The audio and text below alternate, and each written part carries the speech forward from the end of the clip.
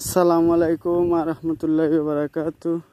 আজ পবিত্র শুক্রবার দিন জুম্মা শেষ করে কবর জিয়ারত করলাম আমার আব্বুর জন্য এবং আমার শ্বশুরের জন্য। সবাই এইভাবে জুম্মার নামাজ শেষ করে আপনার বাবা মায়ের কবর জিয়ারত করবেন।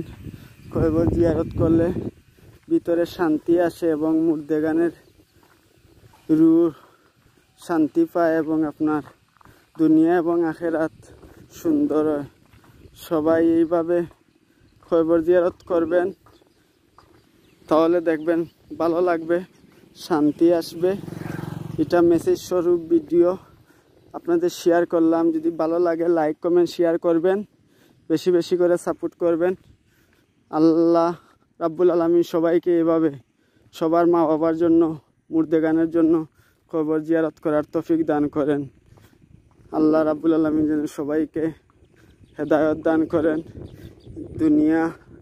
দুনিয়াবি কাজে সবাইকে আগ্রহ বাড়িয়ে দেন এবং দুনিয়া যত বালা মুসিবত আছে সব থেকে আল্লাহ রাব্বুল আলামিন যেন সবাইকে হেফাজত করেন।